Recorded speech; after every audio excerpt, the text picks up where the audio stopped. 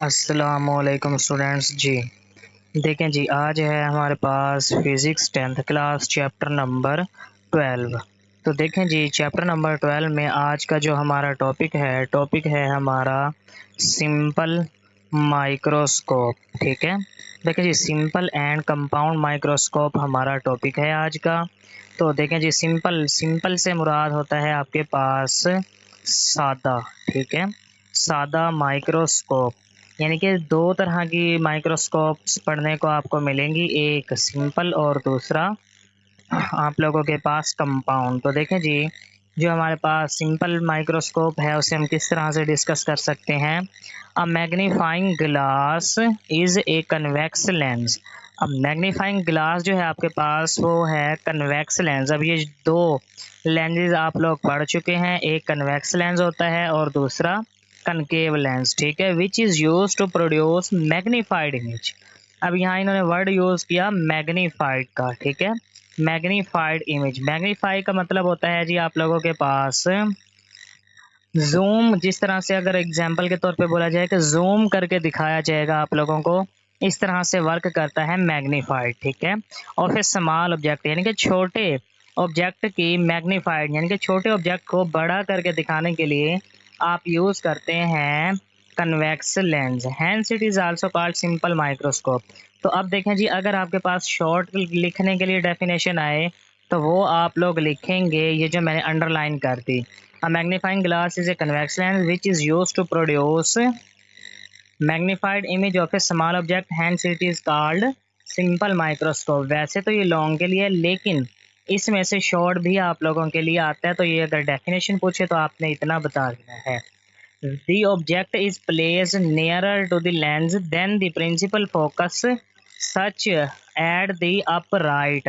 अब देखें जी, वो कहता है द ऑब्जेक्ट, जो आपके पास ऑब्जेक्ट है, जैसे जैसे आप उसे इंसानी आंख के करीब या लेंस के करीब लाते जाएंगे तो प्रिंसिपल फोकस जो है वो अपराइट पर होगा आपके पास, and magnified image is seen clearly. अब मैग्नीफाई का मतलब पहले भी बता दिया।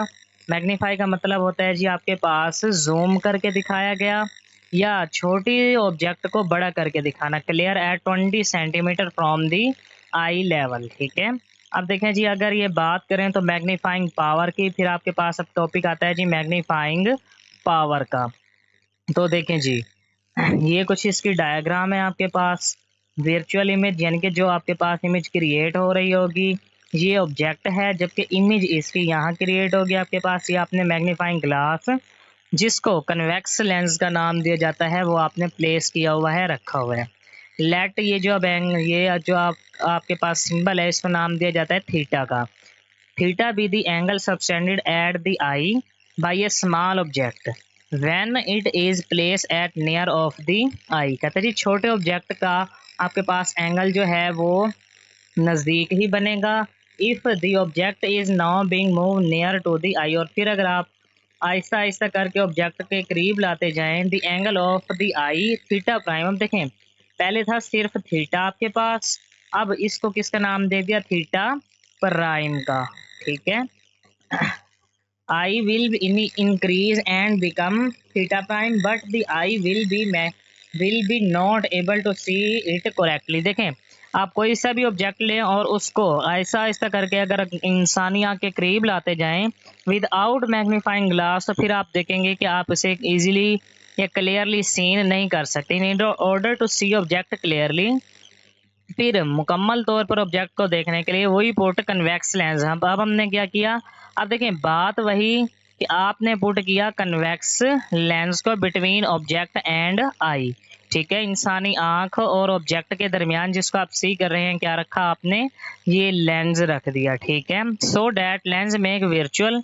अब देखें, लेंस रखने से होगा कि आपके पास वर्चुअल मीन्स गैर हकीकी image of the object near point of the eye produce होगी। In this way the object appear magnified. तो कहते हैं जी, इस वजह से जब आप लेंस प्लेस कर देंगे तो आपको वर्चुअल इमेज दिखाई देगी। The magnifying power in this case will be. अब देखें, अगर मैग्नीफाइंग पावर आपने फाइंड आउट करनी है तो m किसके बराबर आएगा जी, आपके पास m is equal to theta over theta, theta prime over theta के। ठीक है, अब ये थीटा प्राइम क्या था आपके पास, जो मैग्नीफाई होगा उसके बाद, और थीटा था जी मैग्नीफाइंग से पहले, ठीक है।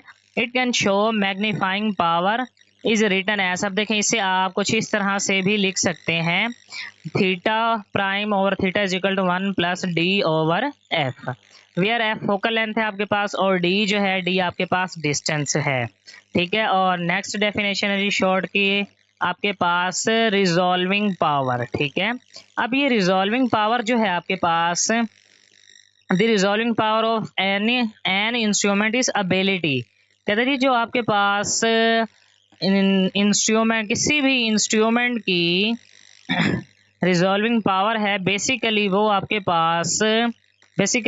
पास एबिलिटी है, यानी कि एबिलिटी मींस जिसकी वजह से आप कोई काम कर सकते हो। तो डिस्टिंग्विश, अब डिस्टिंग्विश का मतलब क्या होता है कि फ़र्क कर सकें बिटवीन टू क्लोजली ऑब्जेक्ट और पॉइंट सोर्स, ठीक है। दो एक जैसे या करीब रखे हुए ऑब्जेक्ट के दरमियान अगर आप फ़र्क कर सकें तो उसे हम किसका नाम देते हैं जी, resolving power. For example we use high resolving power microscope to see tiny organism and telescope to view distance star, ठीक है। तो यहाँ तक इसमें से शॉर्ट भी जो बनते थे वो भी बता दिए। अब इसमें से बेसिकली आपके पास लॉन्ग क्वेश्चन बनता है, तो लॉन्ग क्वेश्चन जो है उसके लिए आप इसको यूज़ कर सकते हैं। और नेक्स्ट है जी अब आपके पास compound microscope. Compound microscope has two converging lens. अब देखें सिंपल माइक्रोस्कोप में क्या था, आपके पास सिर्फ एक लेंस था, ठीक है। और अब कंपाउंड माइक्रोस्कोप की बात करें तो इसमें आपके पास दो कन्वर्जिंग लेंस मींस दो लेंस यूज करेंगे, ऑब्जेक्टिव एंड आई पीस। अब उनको नाम किसका दे दिया, एक को ऑब्जेक्टिव का और दूसरे को आई पीस का, ठीक है। And use to investigate structure of small object. अब देखें सिंपल में सिर्फ आप ऑब्जेक्ट के बारे में डिस्कस कर रहे थे, अब आप उसका स्ट्रक्चर भी देख सकते हैं। स्ट्रक्चर मींस बनावट। Following are some feature of compound microscope. Feature का मतलब होता है आपके पास खसूसियात, ठीक है। मैग्निफिकेशन ऑफ कंपाउंड माइक्रोस्कोप, देखिए जी ये आपके पास डायग्राम है कंपाउंड माइक्रोस्कोप की, ये ऑब्जेक्टिव और ये आईपीस मींस दो लेंस आपके इसमें इस्तेमाल होते हैं। और सिंपल माइक्रोस्कोप में एक या सादा एक ही लेंस इस्तेमाल होता है। कैन डिटरमाइन थ्रू द रे डायग्राम, कहते हैं जी इसको हम रे डायग्राम की मदद से भी देख सकते हैं। Objective forms a small image inside I one focal point of the I piece.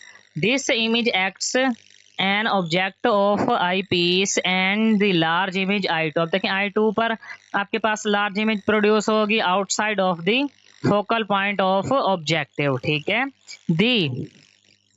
The magnification of compound microscope is given by, देखें फार्मूला वही यूज होगा आपके पास, ठीक है। वी आर एल आपके पास अब लेंथ है और डी आपके पास डिस्टेंस है। यूजेस ऑफ माइक्रोस्कोप, देखें जी ये आपके पास आ गई रे डायग्राम, ठीक है, जो कि प्रोड्यूस होगी दो लेंस की मदद से, ठीक है।